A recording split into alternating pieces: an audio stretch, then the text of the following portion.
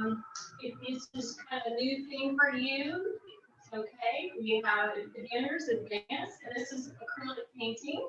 But if you wanted to work in watercolor, that's fine. So I'm Deborah Goley, like Rosie said, and I'm happy to be here with you. We've got 3 more sessions after today, and I can't believe it's been a whole month since I was with you last.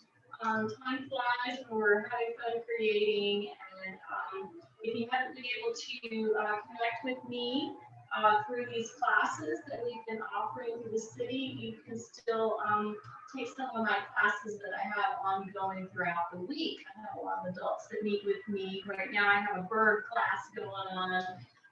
So just reach out to me and see what's going on.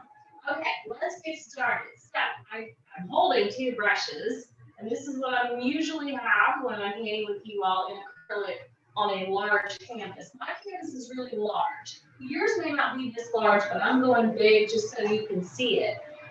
So I have a hog's hair, a bristle brush. It's really rough, right? And that's going to hold a lot of paint. We're going to use that first for the background.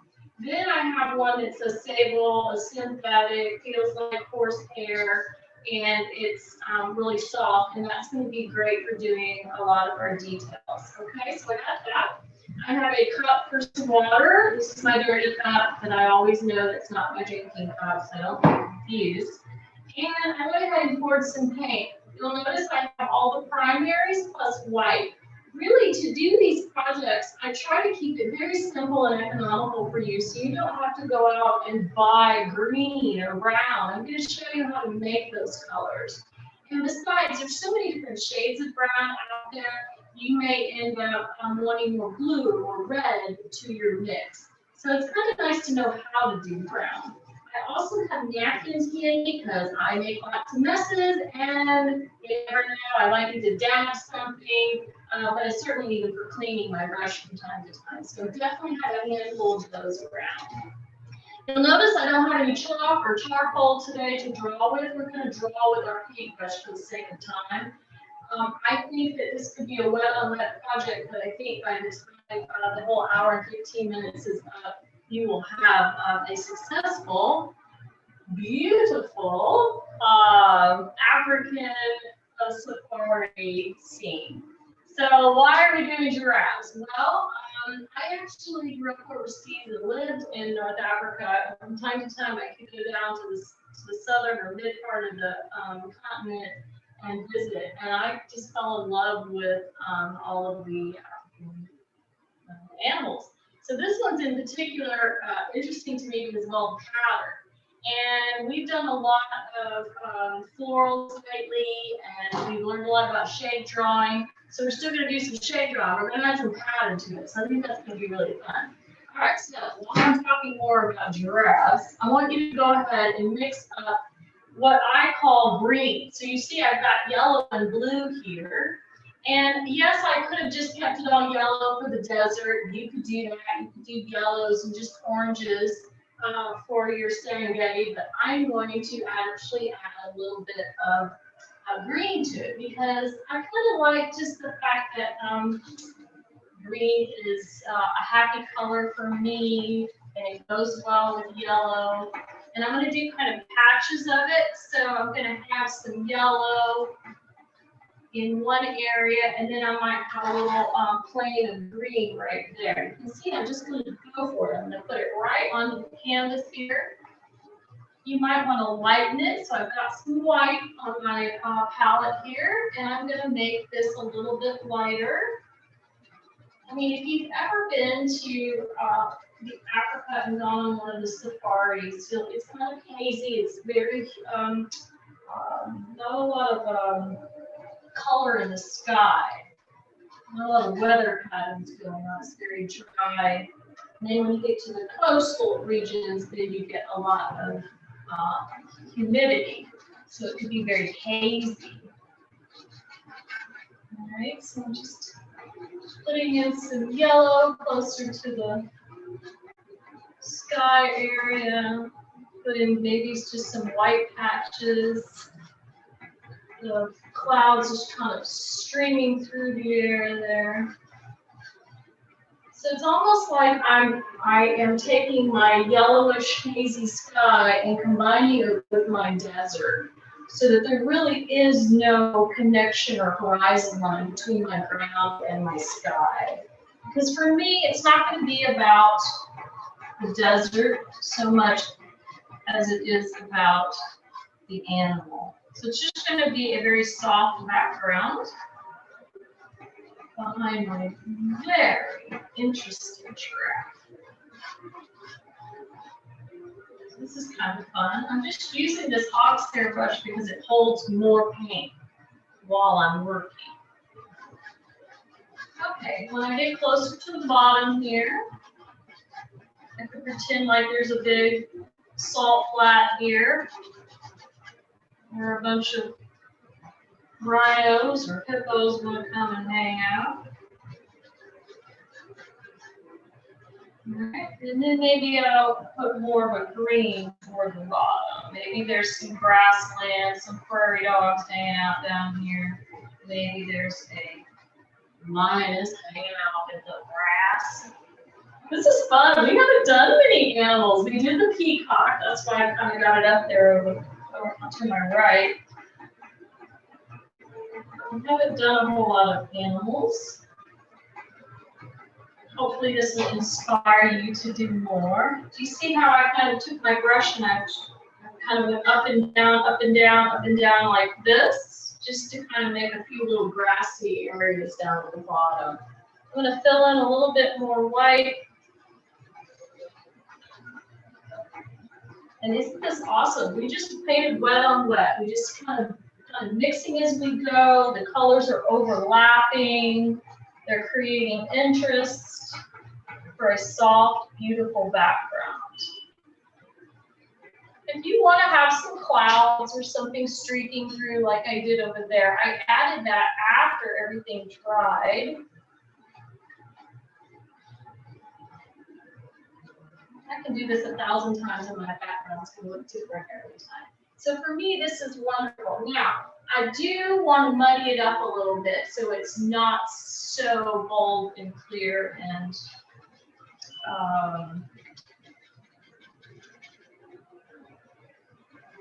not so, so popping out, because I do want it to recede. So I'm going to take my napkin, just a little napkin that's got a little bit of water on it. I'm just going to dip it in my clean water right now. And I'm just going to kind of smudge it around. Might dip it into a little bit of white paint. Oops, got a little red in there, that's okay.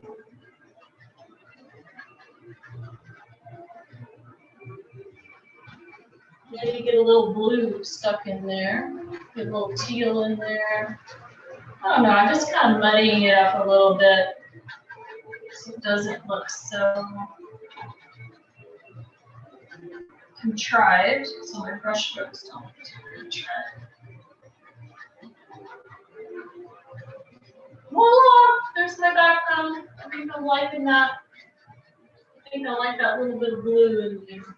Okay, so we're going to work on now the what I call three objects. I like to work in odd numbers. And so my giraffe, my lady giraffe, and her baby. And then I have what looks like a big tree that they would feed off of. So, and the tree, you notice, does not have any vegetation. So they're really reaching up there to get that vegetation. There's nothing hanging down low. That's why their necks are so high, so they can get up there and get that.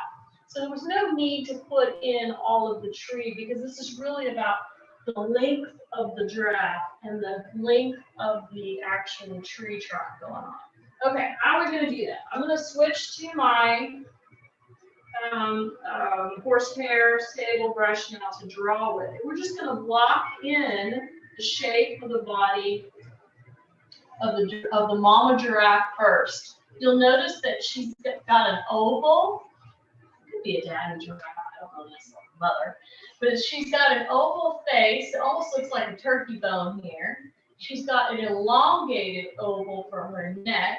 There's another egg-shaped oval for the body. So think about your shapes. And as you do them, I actually talk to myself and I say, oh, I can draw an egg, or I can draw, you know, a turkey bone, right? So that you're able to not get frustrated when you're painting. All right, let's do this. So you can draw with anything. I think what I'm going to do is actually mix up my red, yellow, and blue, just so I can start getting familiar with what it's like to make a yucky, muddy brown color. Doesn't have to be pretty, we're just going to draw with it, okay? All right, so up here at the top, upper right corner, I'm going to do an oval, or what looks like a tooth or a turkey bone. So there's an oval for the face. Okay, now I'm going to overlap the neck. It's an elongated neck like that. And it's about the width of my hand on my canvas, but your canvas may be a lot smaller. So take that into consideration.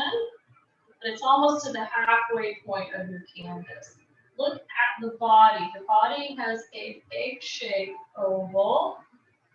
This is how you do animals. You're drawing shapes. This is how we do we're going to do birds in my bird class. Okay, so now we're going to do the four legs. He's a really big four-arm leg here. So it's at the front of this oval. And it's going to get skinny as I go down.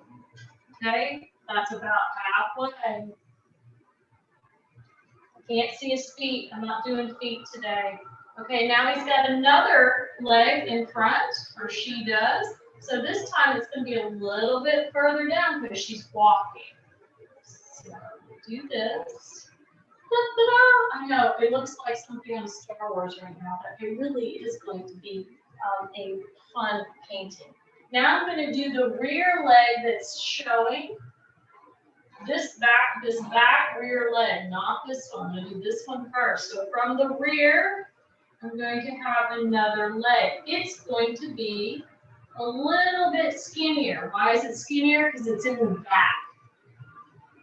Okay, if you have any questions along the way, just type them in the chat, and hopefully I can, I know that Rosie will feed them into my ear if you're having any thoughts or questions. Now this is a rear leg, the fourth leg, and it's behind, so it's not going to overlap the big oval. It's going to be behind the oval.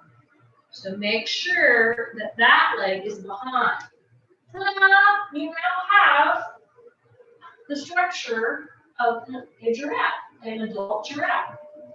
Okay, now we're going to work on the baby. So the baby is actually, she's getting tall, this little baby. Look how the head in relationship to the neck. So I know about right here, I'm going to have a baby head. Not as big as the adult head. So I'm going to put a little oval right here. Not doing eyes or ears or any of that right now.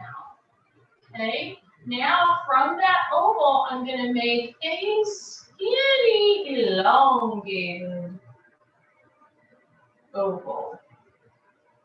Okay. Now I'm going to do something again. I'm going to make another big egg-shaped oval for the body. It's just too cute. Okay, and look how I'm overlapping the neck and the body. Now I'm going to do those legs. So I'm going to do a leg in the front. She's nestling right up to her mother. And then there's another one down here. These are the 4 feet. So these are the 2 in the front. So doing the same stance, they're both kind of a little bit sideways because I wanted to see all the legs. All right, and now we're going to do another one. This is the one that's coming off the rear. It's going to be a little bit skinnier back there. And if you want to have another little leg back here, it's not overlapping, it's behind the oval. Okay, so there's the 2 structures. All right, let's block in the trees. Remember I told you I like to work in threes, so let's do that. I'm going to start up here at the top, about an inch in my canvas size, an inch away from the edge, and draw a line straight down to intersect right behind this giraffe's body. Then I'm going to make a V shape. We're going to be filling all this in with brown and white, so that's why it doesn't really matter what you're drawing with.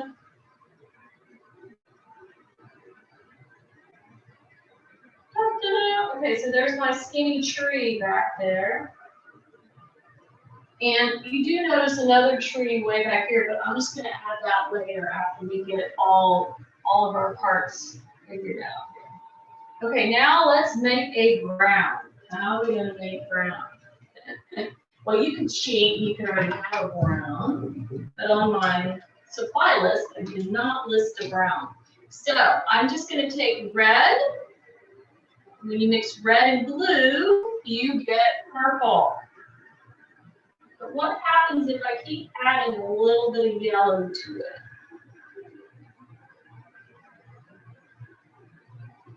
Depending on what blue you have and what red, you know, like my yellow is a little lemony, so it's making it more gray than it probably wants to be.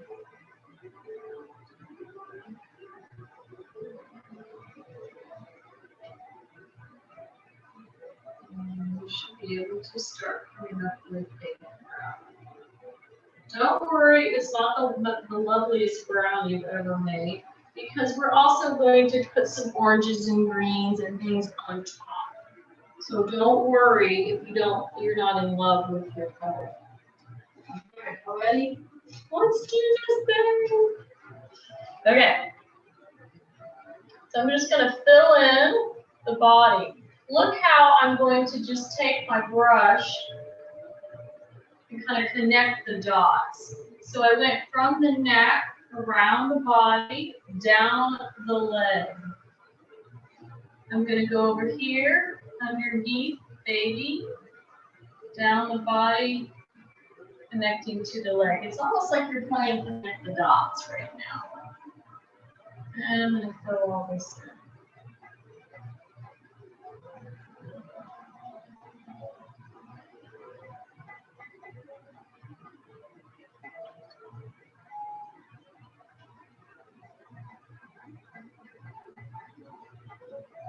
I'm just filling it in.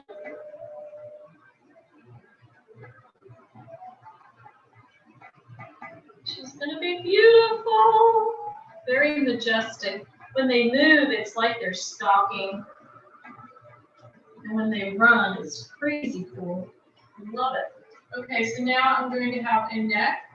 If you got too fat on your neck, you can always skinny it up later when you add, you know, clouds or something else. So if you got too fat, don't go all the way out to your line. And then I'm going to fill in the head.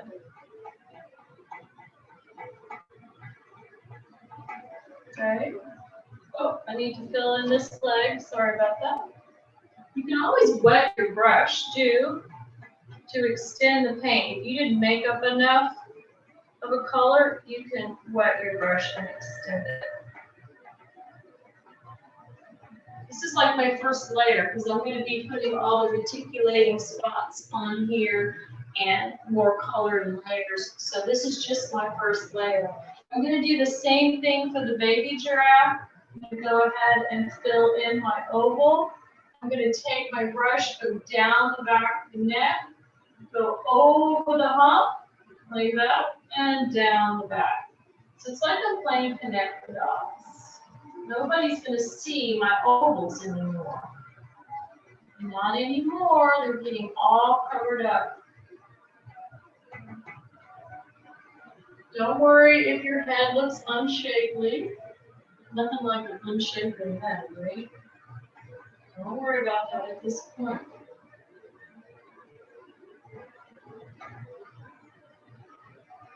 I think that as artists, that's where we get a little hung up, you know, because you're trying to be so perfect in one area right off the bat, and it's not coming out the way you want, you just give up. So you notice how I'm really just moving from object to object, getting another layer of paint onto the canvas. This is called blocking, by the way. We're just blocking it out. And now I'm going to put it onto the tree. Tree, tree. If you got too fat on your tree, just skinny it up. Don't fill it all the way in. And you can create something in the background, a happy accident. Like I have this little thing coming across the top. So. Okay. All right, so I've got everything blocked in. I've got my first layer of paint on there. And now I'm going to start making him come alive, right, or her. So I think it's fun when we do start at the top of the head because it just really gets me excited. So I'm going to put some white on my brush. And I'm going to just give this little giraffe a little bald spot up here. And I'm going to take my brush and twirl it with the white. Come down here, make a little muzzle or mouth area. And give him a cheek. Okay, so basically I'm filling in areas that I know are going to be really light. Like his cheek is going to stick out more, his nose and his mouth is going to stick out more. The light on the top of his head. Okay, so I'm really concentrating on the areas where the light's going to hit my giraffe. All right, he's also going to have an ear, small ear in there, and one over here that I'll fill in with a dark purple later so that it looks like holes. And it's going to have a few horns. So I'm just going to go ahead and put those up there too. You notice how my oval was a little big? I'm just going to make that merge with the background later. Okay? So I'm not worried about that. My younger students go, oh no, they want to just try to erase it immediately. Well, you're going to be fixing the spine, doing crazy stuff to it at the end, so just save it for the end. Okay, so now I've got that all figured out. I've got a little jawline right here. Let's start, this is the fun part. Let's start drawing the reticulating spots, okay? So we're going to take that same sable horsehair soft brush, and I'm going to act like I'm doing a mosaic, like tiles. And I am just going to go down the neck and make little strokes that look like tiles, right? This must really confuse the lion with all of these patterns, and when all of the giraffes are standing together, it must be very hard for them to focus on which one to go for. So this does give them a protective coat, if you will, from their predators. Do you see how I'm just making little organic shapes?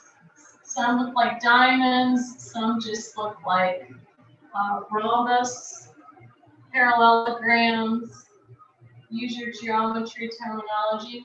Look at the back of the giraffe. I am going to make those skinnier polygons or rhombuses because he's turning the corner, right? His back is really too away from me, so I want those to be skinnier than the ones on his chest that are closer to me. How fun! I'm just painting with white. You can always come back later and add another layer of white.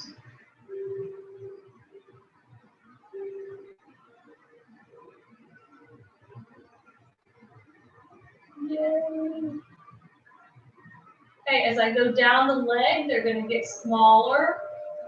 In other words, Your lines are going to be closer together. Your shapes are not going to be as big.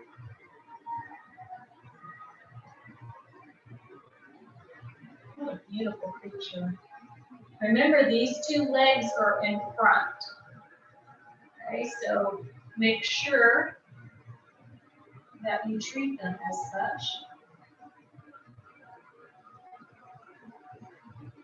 But this one's in the back.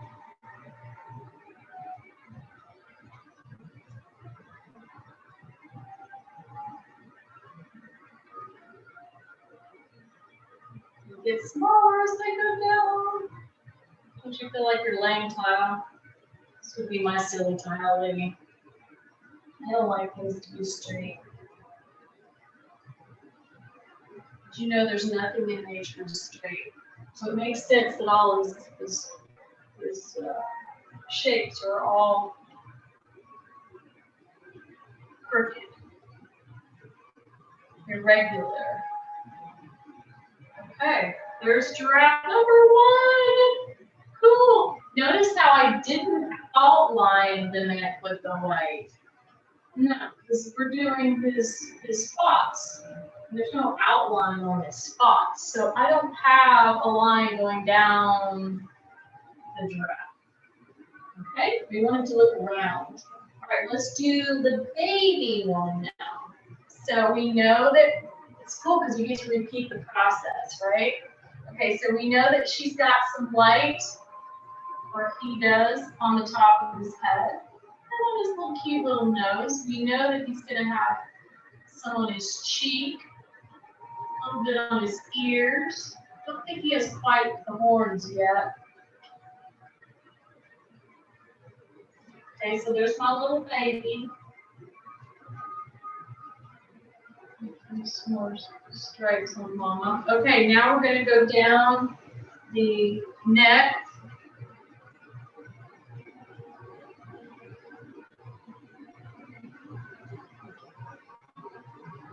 We're going to be filling in all of these little diamond shapes, giving it character, because nothing is ever just one color. There's light shining on it. There's character marks. There's line marks. I hope not. Okay, I'm going to go right down the leg because it's in the front. And they get smaller. Oh my gosh, it's already coming together. I bet yours is too. It's really fun. If you're doing this in pastel, it's easy to put the white right over the brown. And you may have to come back with the pastel at the end and just put the white on again. If you're doing it in watercolor, you would need to leave this white area. In fact, I probably should have said that. I don't know how many of you are actually doing watercolor tonight. You would have needed to mask it because they don't typically put a white in your box of watercolors, and if they do, it's an opaque white. So you would have needed to mask or just paint up to the reticulating. But hopefully everybody's using their colors tonight. Now we get some skinny ones along his back or her back.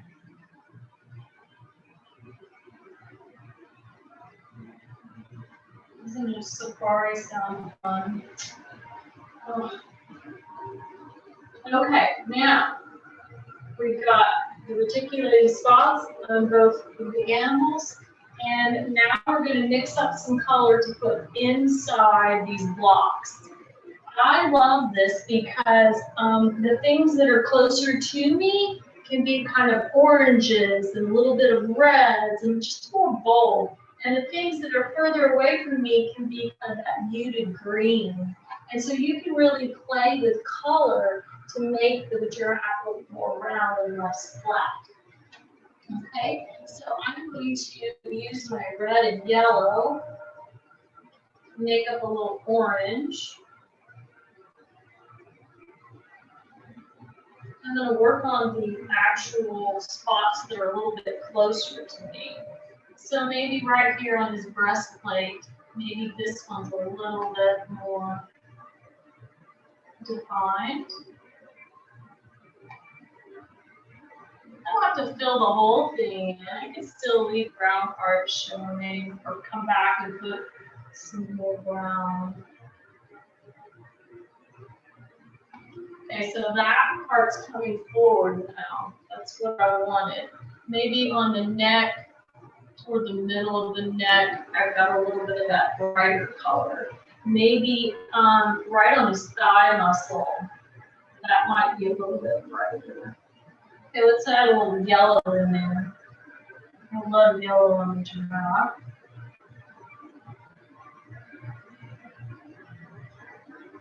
Not really, it's not really all black.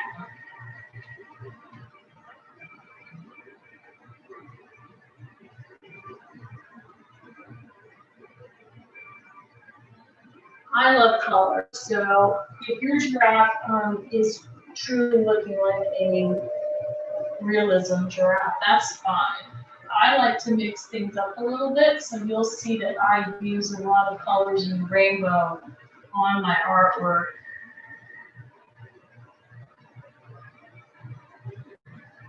I don't do realism so much. Okay, I can, but I don't. That's not my favorite.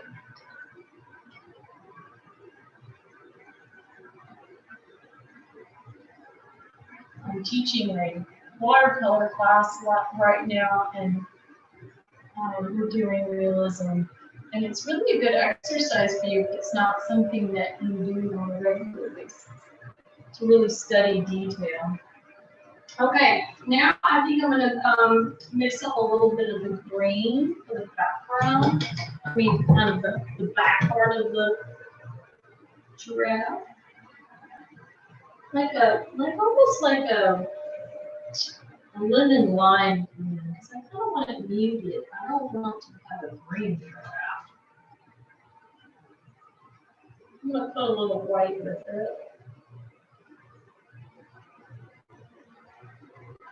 Kind of just blends with the background.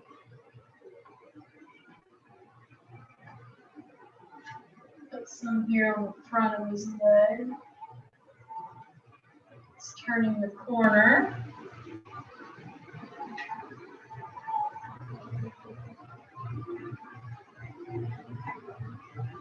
I think my background might be confusing some of you, so I'm going to go ahead and put some yellow on that neck that I don't want, so I'm not confusing you.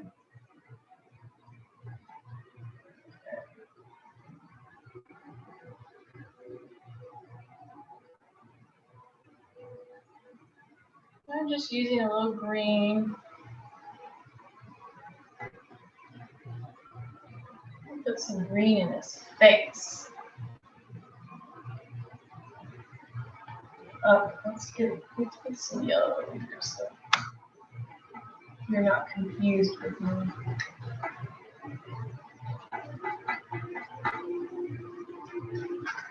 I'm going to go with white. I need more white on my plate.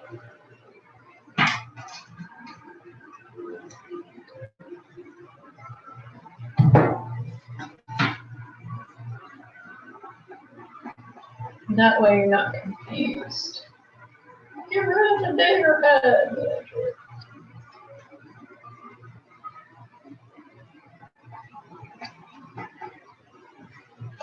Okay, now putting a little bit more of that greeny color onto the head.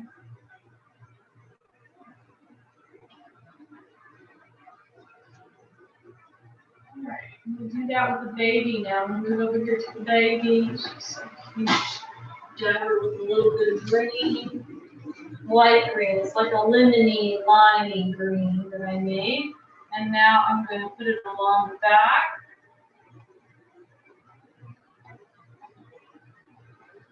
Of the baby, like she's kind of glowing.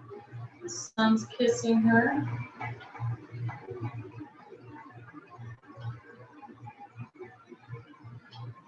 Okay. And now I'm going to put some of that red orange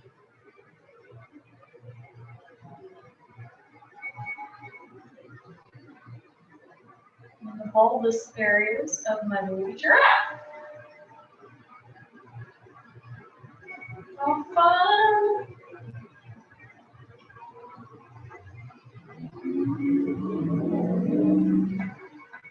I'm going to come back with brown and really clean it up. Just wanted to get some overall color on it of interest. So I'm just kind of dabbing at it, not being real, careful if it kind of goes over my white lines. That wasn't, that wasn't the point. It's just to kind of get that second layer of color on. Maybe put a little bit of orange on its face. Some up here. Just kind of dabbing at it. Have smaller spots up here.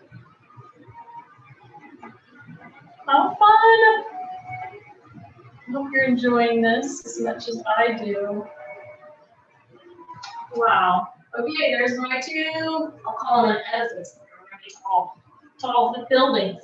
I got a little orange left. I'm going to put it in my tree over here. Trees are very sun bleached there. Okay, great. Now I'm going to take my brown again.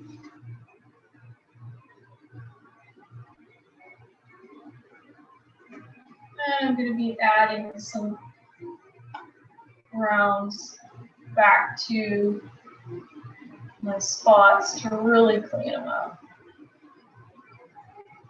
This is where you can clean up any of your white lines that you might have gone crazy with.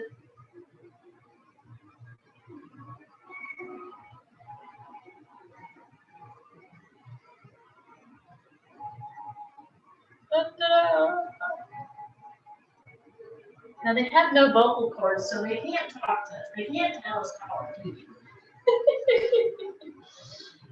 That's why I labeled this class. If giraffes could talk, they would say, that's not how I look.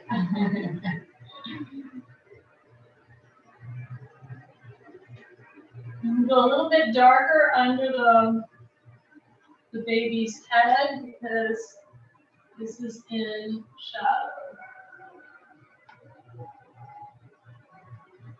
Oh, I can see it all painting over there. I hope you're enjoying yourselves. I hope you're enjoying this. It's very different from anything else we've done. If you've been in my classes before.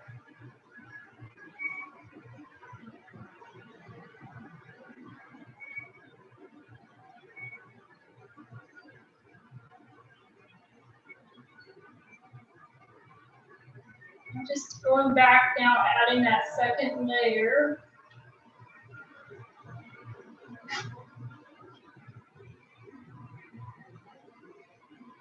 Cleaning up little pockets. I can imagine why they don't have a vocal cord. The necks are so long.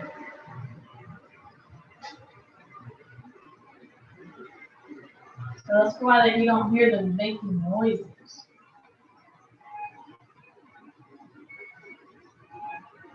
Okay, so if I got a little red on this one, I might want to just kind of dull it down with a little brown if I got it too red.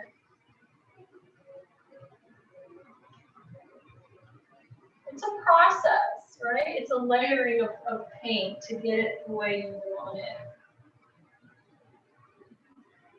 I always tell my students it's a work in progress. You are a work in progress. I'm getting better every time. We're adding more layers.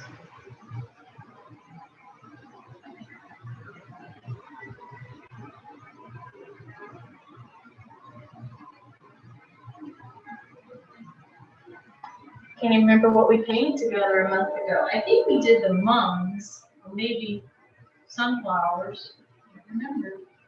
We kind of switched gears now.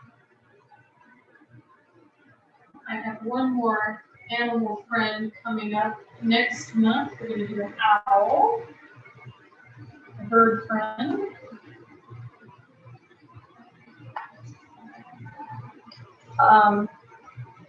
And then on Tuesday, October 20th, we're going to use watercolor, and we're going to do the moon. It's been a big moon about a week ago, so by the time the 20th of October comes around, the moon will be back. Maybe not quite yet, but we'll be anticipating it.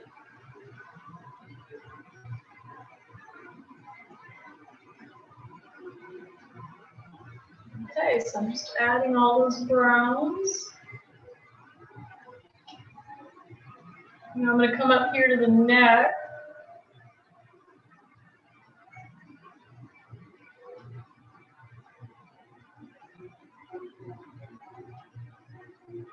Put a little bit on the horns. Line down the center of this nozzle there. Yes? Okay, so the other thing I want to do is really build up his mane. So I'm going to keep with the brown. Could add a little blue to it to darken it, to darken my brown.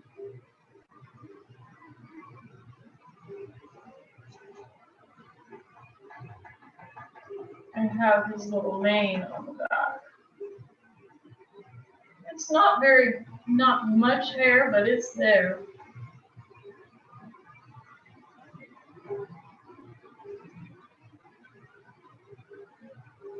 I can add a little bit to the baby. Just kind of dab it along. I'm going to put some in the inside of the ears. So that's a hole, so it's going to be dark inside those ears. I'm not using black.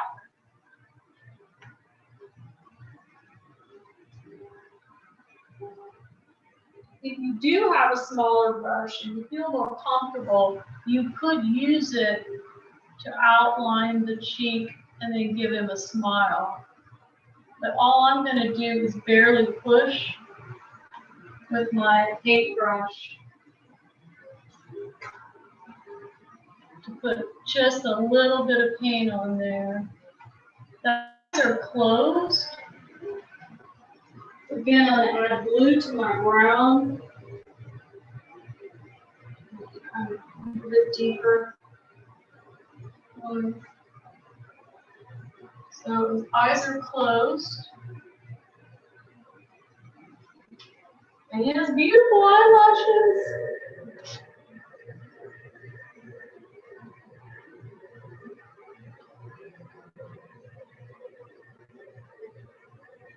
Okay. If you want to make your ears a little more fluffy, you can do that. If you want to have a little bit of dark on the top of his horn, do that.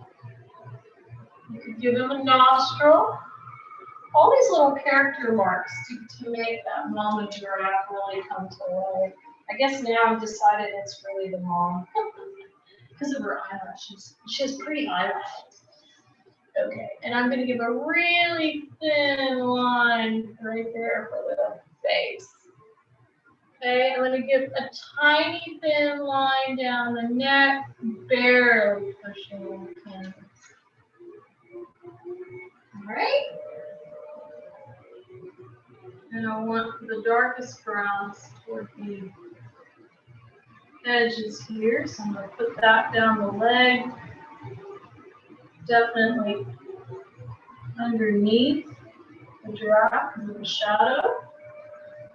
Okay, so she's really standing tall. I mean, she's really cutting out. Now I'm going to just do the same thing for the baby. It shouldn't take us as much time with the baby. And then all we have left is a few twigs. So it's not too difficult.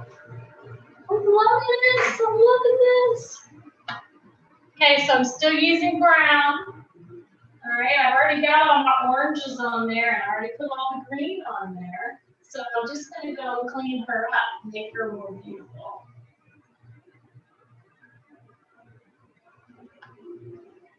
I think I'm going to get a little bit more blue on my palette here.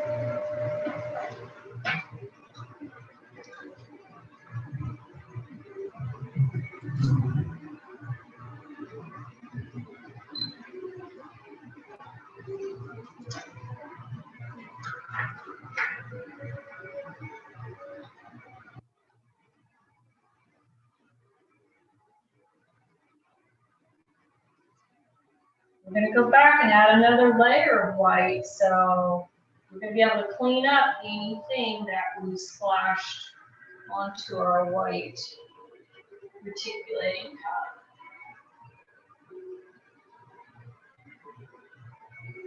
But we had to have a plan. We had to know where we were putting all the spots. So we used that first layer of white to know where to draw.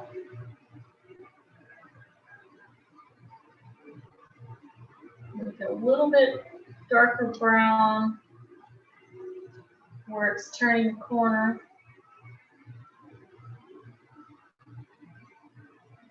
I'm going to do just a tiny thin line.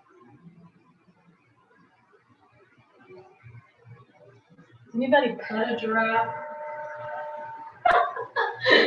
I don't know. You'd be like petting down here, a kneecap or something.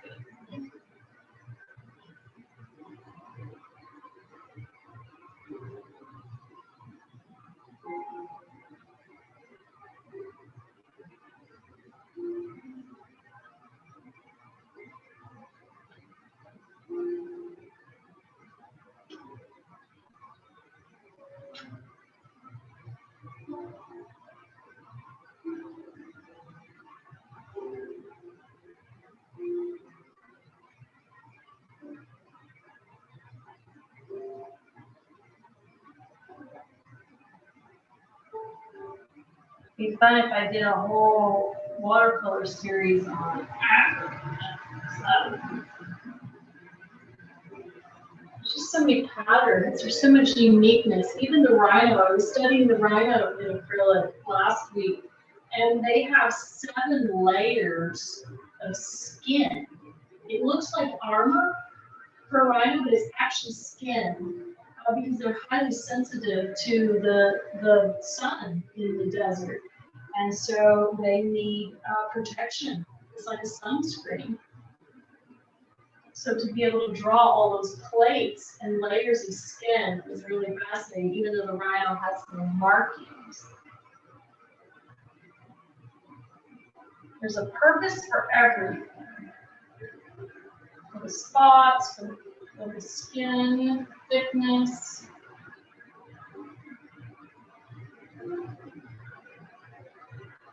So as an artist, you really get to study and look at things in a different way and interpret them and make people stop and think. It's nice about it. You're doing your job. If you've captured somebody's attention for at least a minute or two on your painting, you've done a good job.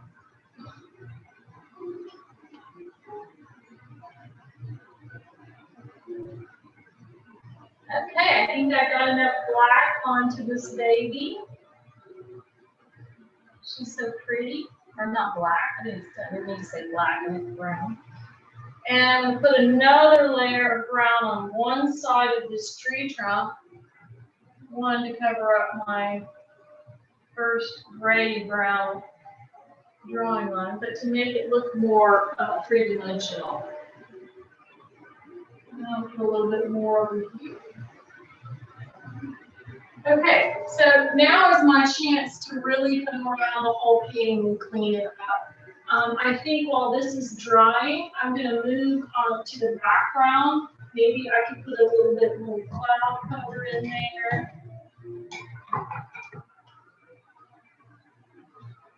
And when I say clean up, when I get back to the dress, it just means that I'm going to use pure white and clean up some of those lines.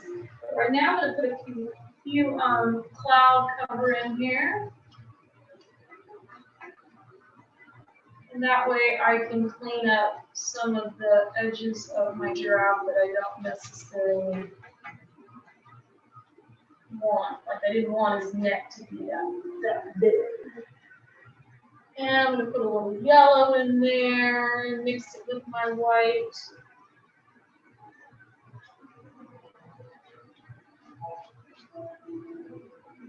And then right there, because the baby's, oh, we haven't even put in the baby's eyeball on there yet. I haven't done that.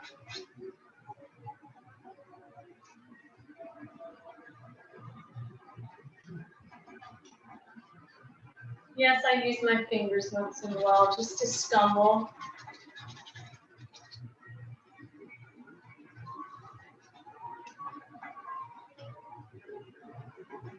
Ta-da! Isn't that fun? So we really cleaned up anything that I made, you know, the face too big or a muscle in the arm too big. Looks like right here I could do something. Okay, now I'm gonna maybe just do a couple more twigs coming across. These fell off the tree or the giraffe pulled them down.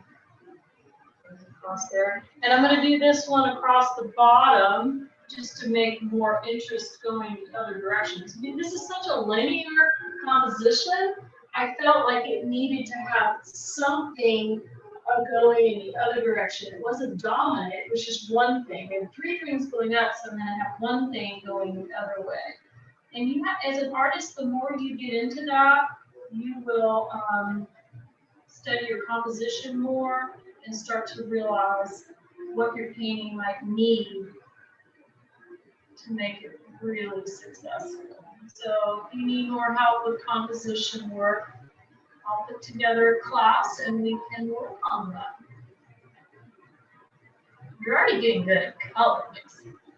It's just a matter of where you place things. Okay, so see, I have something that kind of grounds it. Use a mark across the bottom. I even put in a couple of rocks over here to add interest. I forgot those were even over there.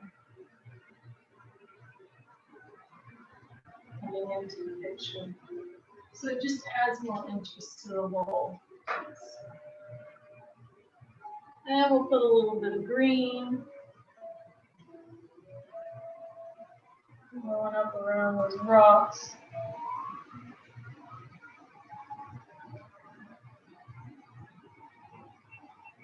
Okay. Now I'm going to put some white on the fallen log or twig. It's not just one color. So I'm going to put a little white on there.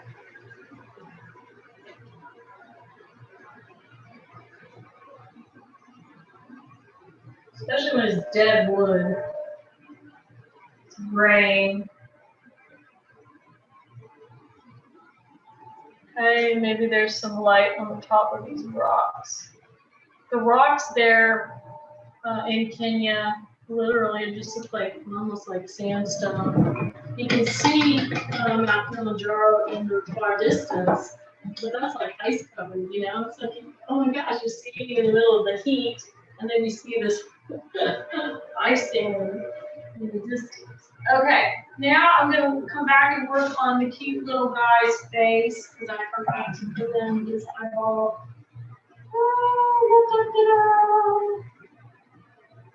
Again, you don't want to have a wet brush when you're trying to draw little details.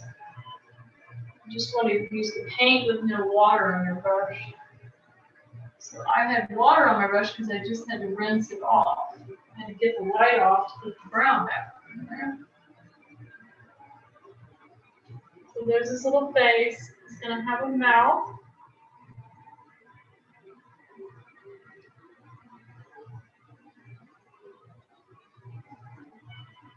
And he's going to have a jawline.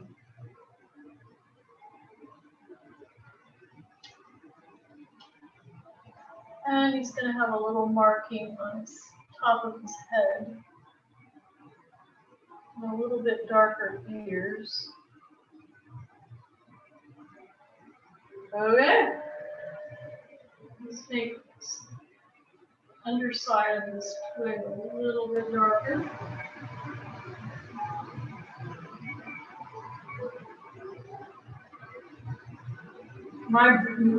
My paints are, you can get paint that's artist grade or professional grade. So the more you want to invest in your paints, you're going to want to go for the more professional artist grade rather than the student grade. Because you'll see, I'm using the student grade like you guys tonight, so I know what you might be challenged with.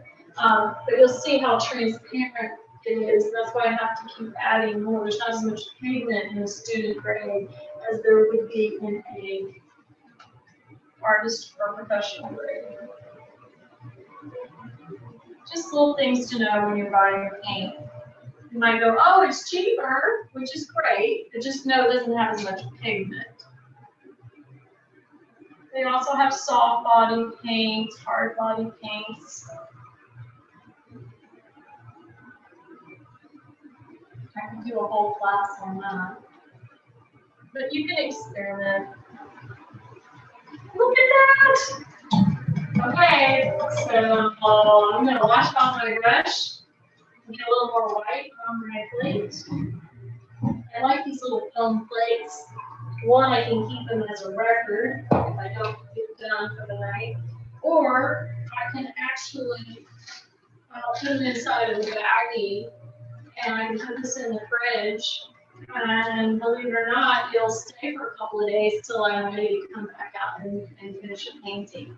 So just, maybe label it as paint. So sometimes they think it's their sandwich in there. Or you could leave it out on your art table tonight and you just fine tomorrow morning if you put it in a Ziploc bag or a bag, plastic bag.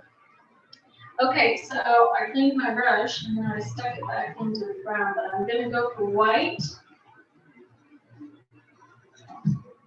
And we are going to go over all of those tiles. We'll call them mosaic tile lines again, the grout lines again. Okay, so we're going over it a second time. If I had professional grade, probably would have been bright white to begin with. But I like using what you're using. Some of you might even be using craft paints. You probably don't get as much sheen unless it says it's glossy.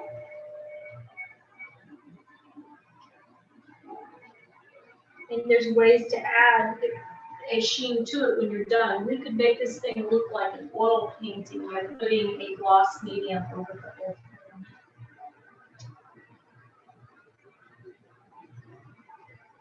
We live in a good time where lots of chemists and scientists have come up with really neat mediums for artists to use in their work. Maybe you could be one of those. Invent something.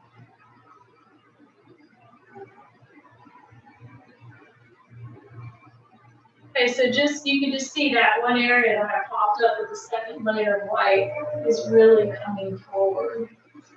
And it's cleaning up anything that I didn't like or splashed over. I'm just going to keep going down this little leg here.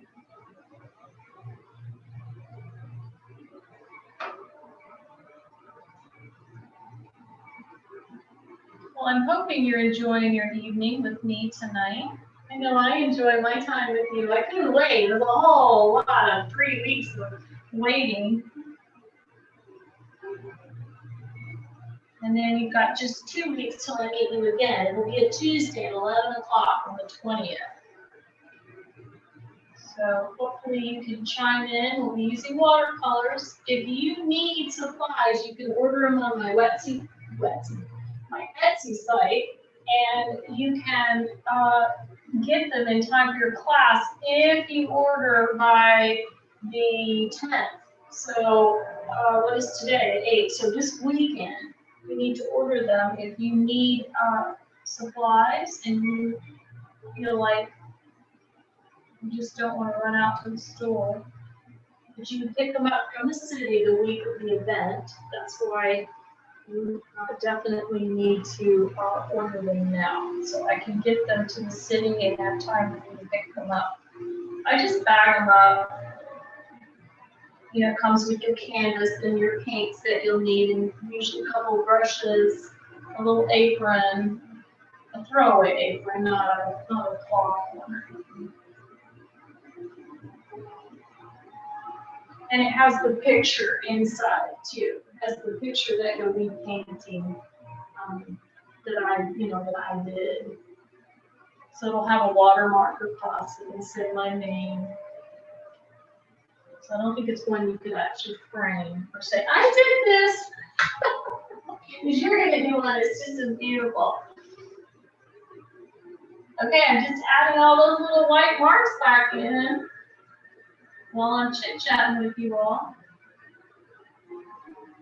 And with the 10, we got about 10 more minutes, so let's keep doing this. And in about 4 minutes, I'll have Rosie open it up, and you can show me your work, and you can talk to me for a bit.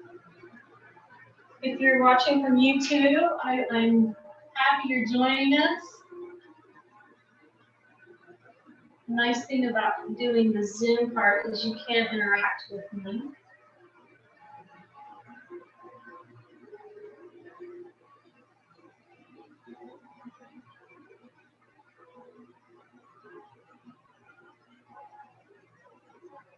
I'm going to put a little more white on her face. So she doesn't bloom so much with the background.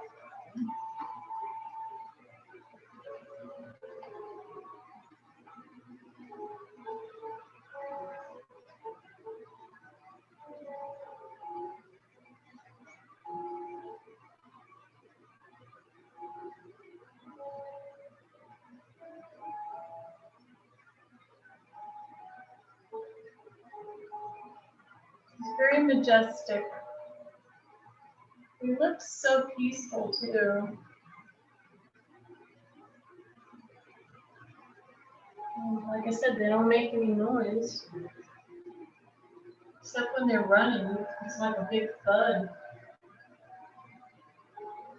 A bunch of weight going on the Earth's surface.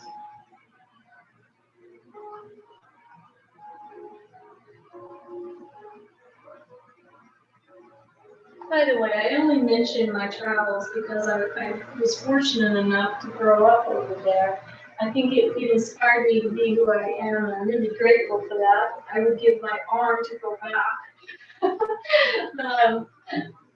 That's not going to happen. Not anytime soon.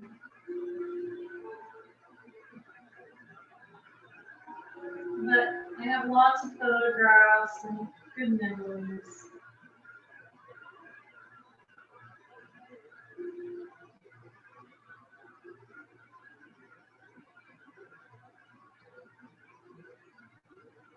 Oh my gosh, I have some crazy memories of being invaded by monkeys. They were all over our Jeep. Upside down, trying to get in. Oh my, it was crazy. I think I was a scared 12-year-old. I know I was a scared 12-year-old.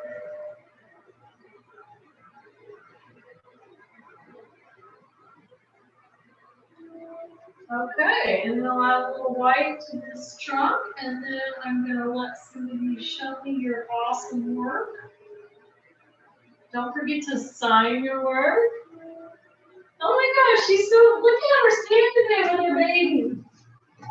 And so when you sign your work, it's just like doing eyes and mouths. You just want to make sure that your brush is just using a little bit of paint when you do it. Just a tiny bit of paint.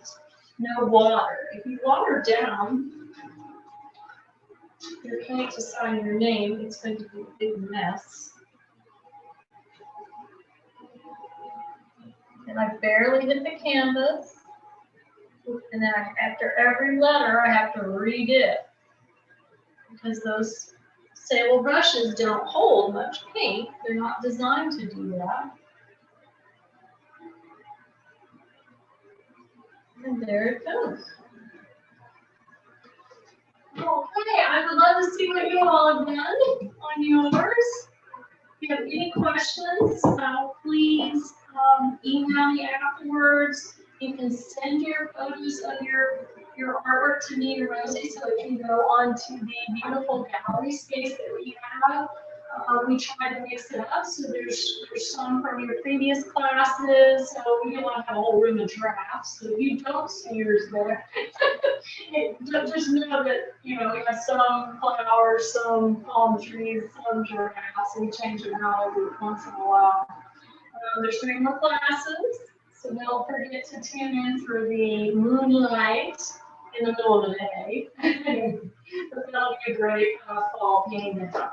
We're going to study gradation of light.